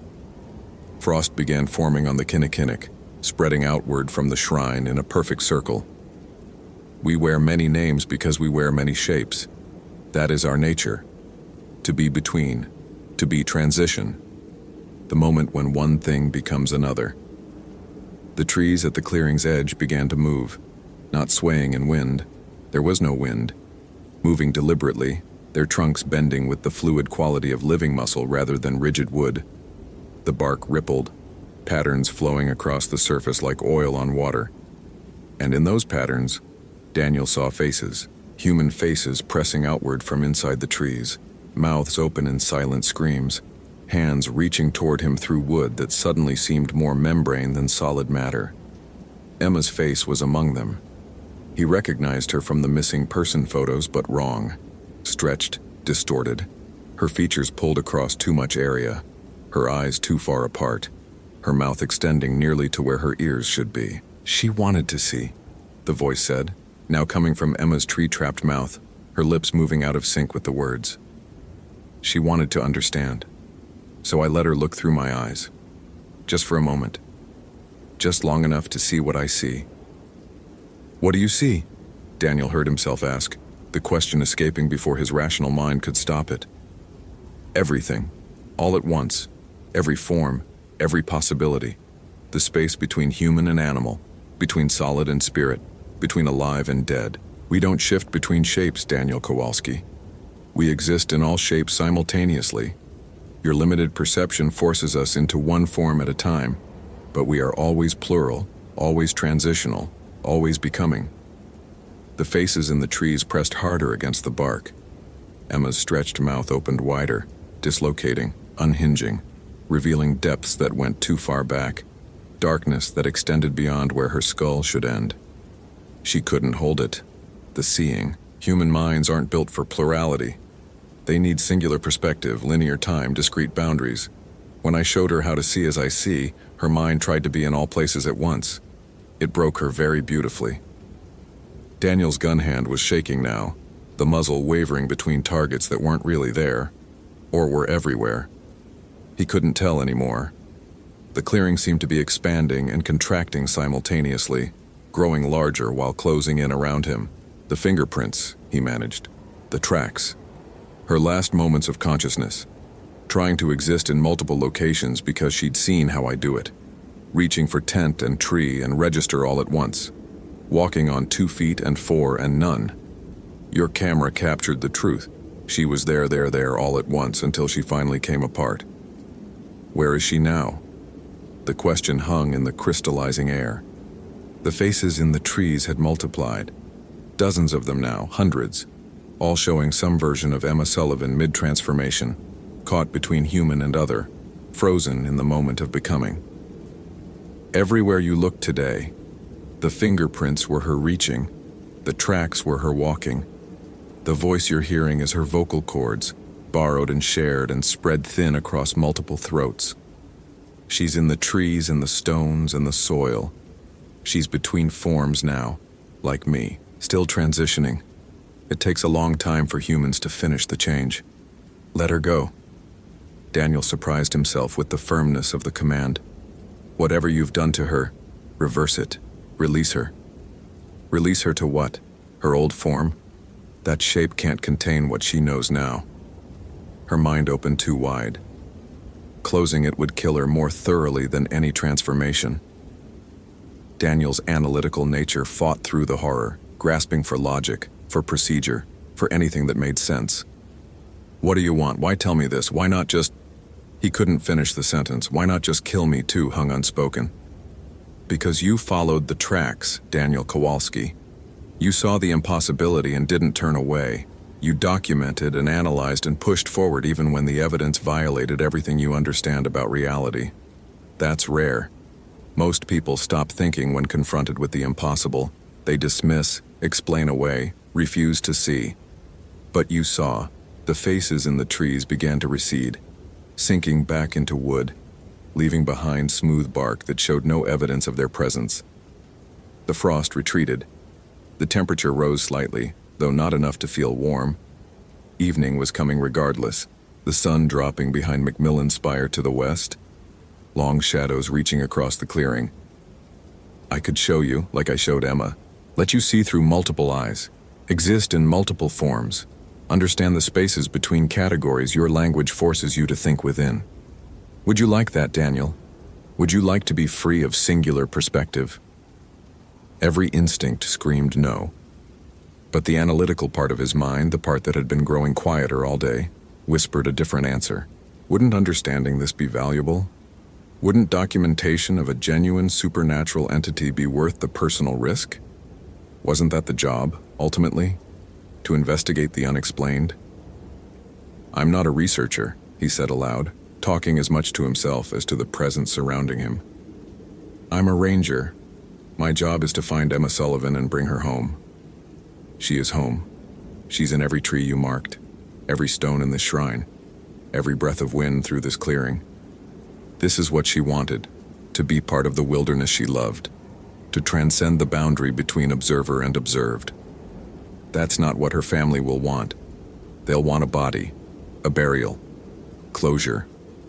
I can provide a body. The words carried a terrible promise. Daniel understood immediately. This thing could create a corpse, could arrange Emma's remains in a way that told a story his supervisors would accept. Animal attack, probably. Evidence of a cougar kill, properly staged, enough left behind for identification, nothing to suggest impossible physics or transformative entities. No, Daniel said, the word surprising him again. No false evidence. Then what will you tell them? That their daughter exists in superposition, half transformed into something your language can't describe? They'll think you suffered a breakdown. They'll remove you from service. Your 23 years of credibility will dissolve, and they'll send others to search. Others I might not be so patient with.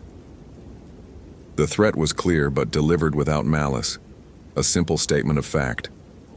Daniel had been given privileged information because he demonstrated the capacity to receive it.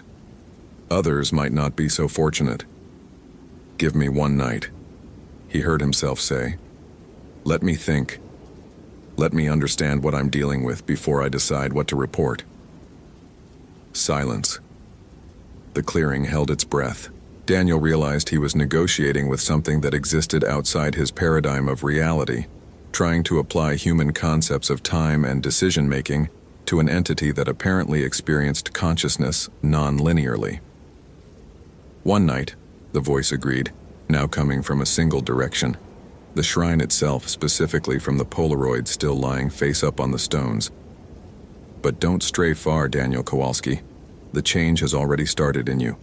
You looked too long at the evidence. You saw the impossibility too clearly.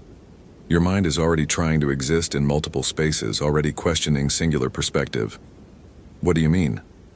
The fingerprints. When you first saw them, you checked 3 times. Do you remember what you were doing while you checked? Daniel's memory stuttered. He'd examined the tent pole, then walked to the tree, then approached the trail register. Sequential actions, linear time. Except he had a distinct memory of touching all 3 surfaces simultaneously, of his hands reaching out in multiple directions at once, of his consciousness splitting between observation points. It had lasted only a second, maybe less, but the memory was clear. He'd been in 3 places at once. No, that was impossible. He'd checked them one at a time. He was sure of it. Wasn't he? Sleep on it, the voice suggested, withdrawing now, the presence thinning. In the morning, you'll decide what story to tell, truth or fiction. Either way, something ends tomorrow. The forest sounds returned abruptly. Wind, birds, the distant creek, all rushing back as if someone had unmuted the world. The clearing was just a clearing again. The trees just trees. The shrine just stones and offerings left by hikers who believed in tradition without understanding its weight. Daniel stood alone in the growing darkness, his radio crackling with static, his backup team still hours away, and the impossible evidence spreading like frost through his methodical, rational mind. He should leave. Hike back down to the maintained trail, meet Peterson and Martinez, file a report about an active search requiring additional resources. Standard procedure. Safe procedure. Instead, he found himself pulling emergency gear from his pack, setting up a rudimentary bivvy shelter at the clearing's edge. He ate an energy bar without tasting it, drank filtered water from Thunder Creek without conscious thought. His hands moved through familiar motions while his mind circled the central impossibility. Emma Sullivan had encountered something that violated natural law. She'd been transformed, was still being transformed, into something between human and other. And he had documentation. Photographs, audio recordings on his digital voice recorder that he'd been running during the entire investigation. Physical evidence in the form of tracks and marked trees and impossible fingerprints. What would he do with that documentation? The professional answer was clear. File a complete report, include all evidence, let the investigation follow wherever the facts led. That was his duty. That was what his 2 decades of service demanded. But the personal answer was different, because filing that report would mean attaching his name and credibility to claims of shape-shifting entities. It would mean professional suicide, regardless of the evidence. It would mean watching his career end in psychological evaluation and forced retirement. And it would mean sending more people into these mountains, more researchers and rangers and investigators, all looking for rational explanations to an irrational situation. More potential victims for an entity that clearly viewed human consciousness as something malleable, transformable. Prey. Daniel lay in his bivy sack as full darkness settled over the mountains, stars emerging in the narrow gap above the clearing, bright and cold and distant. He tried to sleep. He needed to sleep. His backup team would arrive near dawn, and he needed to have answers ready, a coherent narrative that would either end this investigation or expand it. But sleep felt dangerous now. Sleep felt like vulnerability, like lowering defenses against something that existed in transitional states, in the spaces between waking and dreaming, between conscious and unconscious. So he lay awake, watching the stars rotate overhead, and tried not to think about how his perspective seemed to be expanding, how he seemed to be seeing the clearing from multiple angles at once, how his consciousness appeared to be spreading, thinning, existing in more than one location. Tried not to think about how that felt almost natural now, almost right. The entity had been correct. The change had started. Looking too long at impossible evidence had cracked something fundamental in his perception. He could feel the fracture widening, his singular perspective beginning to blur into plurality. By morning, he would have to choose: resist the transformation and file a report that would end his career while accomplishing nothing, or surrender to the change and understand what Emma had understood, see what she had seen, exist in the spaces between forms. Or the third option, the one that felt simultaneously cowardly and pragmatic: create a false narrative, stage evidence of a standard wilderness tragedy. Let Emma's family have closure, even if it was based on lies. Protect his career, protect future hikers from unnecessary investigation, and carry the truth alone. That last option had weight. It felt responsible, almost heroic, taking the burden of knowledge so others wouldn't have to, protecting people from a truth that would destroy them. But it also felt wrong, because lies, even protective ones, had a way of spreading, of creating more problems than they solved. And this entity, this thing that wore many shapes and existed in transitional states, it would still be here, in these mountains, waiting for the next curious researcher or unlucky hiker. Daniel's radio crackled with pre-dawn transmission. "Kowalski, this is Peterson. We're at mile marker 3, ETA 90 minutes. Confirm status." His hand moved to the transmit button. In 90 minutes, he would have to provide answers. In 90 minutes, the choice would be made. Status is... He paused, searching for words that wouldn't be lies but wouldn't be truth either. Complex. Bring all documentation equipment. And Peterson? Come in quiet. Don't announce your presence when you reach the clearing. Copy that. Approaching with caution. Any active threats? Daniel looked at the shrine, at the Polaroid showing Emma Sullivan smiling with a too-tall figure in the background. Looked at the trees that had held her face, her stretching scream, her transformation. Looked at his own hands, which he could have sworn were in 3 different positions simultaneously. "Threat level uncertain," he said. "We'll brief on arrival." Kowalski out. He stood, packed his bivy gear, and approached the shrine again as dawn light began filtering through the canopy. The Polaroid was gone. In its place, a new photograph. This one showing Daniel himself, standing in the clearing, examining evidence. Except in this photo, his body was translucent, ghostly, and behind him stood multiple copies of himself, each one slightly different, each one existing in a different stage of transformation. On the back, in handwriting that looked uncomfortably like his own, "You're already choosing." Daniel pocketed the photograph. Evidence or hallucination, it was coming with him. When Peterson and Martinez arrived, he would make his decision: truth, fiction, or something between. But looking at that image, at his own face reflected multiple times, at the certainty of transformation already in progress. He suspected the choice had already been made, not by him, not consciously, but by the simple act of following those impossible tracks, of documenting impossible evidence, of looking too long at the space between forms. He'd wanted to find Emma Sullivan. He'd wanted to understand what happened to her. Now he did, and that understanding was changing him, just as it had changed her, just as it would change anyone who looked long enough at the impossible truth. The forest ranger in him, the man who'd spent 23 years maintaining boundaries between wilderness and civilization, between natural and unnatural, between possible and impossible, that man was dissolving. Something else was emerging in his place. Something that could exist in multiple locations, hold multiple perspectives, walk in multiple forms. Something that understood, finally, what the entity had meant when it said, Emma was everywhere, because Daniel was starting to be everywhere too. When Peterson and Martinez entered the clearing at 7:43 a.m., they found Daniel Kowalski standing beside an ancient stone shrine, his body perfectly still, his eyes tracking movement they couldn't see. They called out to him.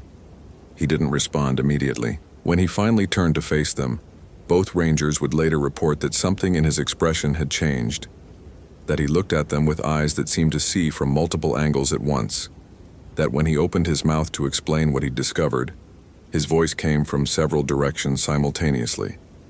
But that would come later, in reports that would be dismissed as stress reactions, as the effects of altitude and isolation. In that moment, Peterson and Martinez approached carefully, noting the abandoned campsite, the evidence markers Daniel had placed, the shrine with its fresh offerings. Kowalski, you okay? You look like you've seen a ghost. Daniel smiled. The expression was correct but felt wrong, like a mask worn by something still learning human expressions. Not a ghost, he said, his voice steady and strange. Something between. He handed them his documentation, photographs, recordings, notes, evidence of impossible physics and folkloric entities and transformations that shouldn't exist, evidence they would examine and rationalize and ultimately fail to explain. I'm writing my report, Daniel said. It'll take time. There's a lot to document, but I can tell you this. Emma Sullivan came to these mountains looking for truth behind folklore. She found it.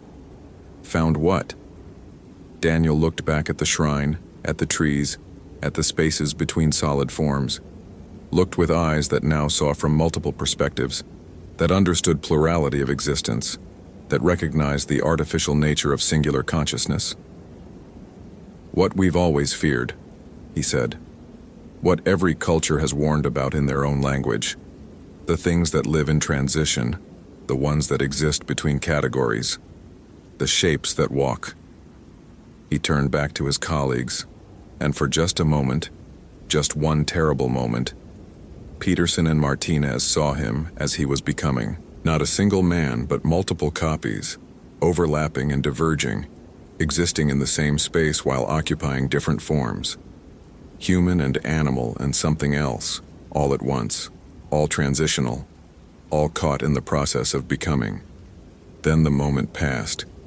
Daniel stood before them as he'd always been, solid, singular, rational. The illusion of unity restored. But they'd seen, and seeing had consequences. By the time they hiked back down Thunder Creek Trail, by the time they filed their reports and submitted documentation and attended debriefings, all three rangers would carry the same change, the same widening perspective, the same slow transformation from singular to plural, from solid to transitional, from human to something between. Emma Sullivan had been first. Daniel Kowalski had been second. Peterson and Martinez made 4 and 5. The entity that had no single name, that existed in the spaces between forms, that had lived in these mountains since before humans had words for their fears. It was patient. It had all the time required. Because every investigation brought more observers, more witnesses, more minds capable of seeing the impossible and being changed by that seeing. The change was spreading, slowly, carefully, one rational mind at a time. And once enough people existed in plurality, once enough consciousness had learned to occupy multiple perspectives simultaneously, the boundary between human and other would dissolve completely. That was the truth Emma Sullivan had discovered. That was what she'd wanted to understand. And now Daniel understood it too, with a clarity that erased everything he'd believed about discrete boundaries and singular existence. He filed his report 3 weeks later. It was thorough, professional, and contained no mention of impossible physics or folkloric entities or consciousness existing in multiple states simultaneously. It described Emma Sullivan's disappearance as a probable animal attack, with insufficient remains recovered for detailed analysis. Case closed pending further evidence. The lie was perfect because it was incomplete rather than false.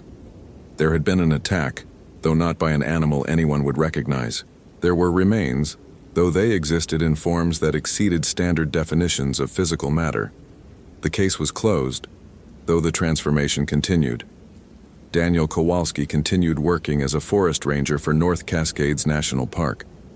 His colleagues noticed small changes, the way he sometimes seemed to look at them from multiple angles, the way his voice occasionally echoed from impossible directions, the way he appeared to be in 2 places at once during routine patrols. But those observations were dismissed, written off as stress, as tricks of light and echo, as the mind filling gaps with familiar patterns. And Daniel continued his work, maintaining trails and rescuing lost hikers and documenting evidence of the natural world. Only now he saw that world from perspectives that included but exceeded human limitations. He walked trails on 2 feet and 4, occupied multiple locations during single patrols, existed in the spaces between official categories. He understood finally what the entity had offered Emma Sullivan. Not death, but expansion. Not destruction, but transformation. The chance to become something larger than singular consciousness allowed. And every now and then, when he stood in that clearing at mile marker 4-7, when he visited the ancient shrine with its stone cairn and fresh offerings, he heard Emma's voice speaking through multiple throats at once, welcoming him to the spaces between, thanking him for following the impossible tracks, for documenting the truth that would eventually spread beyond these mountains. The fingerprints had appeared in 3 locations simultaneously. That had been the beginning. The evidence of plurality, of consciousness existing beyond singular perspective. By the end, Daniel's fingerprints would appear in dozens of locations at once, hundreds eventually. His existence spreading across the wilderness he'd spent his career protecting, becoming part of the boundary between human and other, between singular and plural, between the truth people could accept and the truth that would transform them. The change was slow, subtle, patient, but it was absolute, and it had only just begun. Hope you felt genuine terror. If you appreciate authentic horror rooted in real folklore, consider following for more stories. Which moment scared you most? Share your theory about what happened.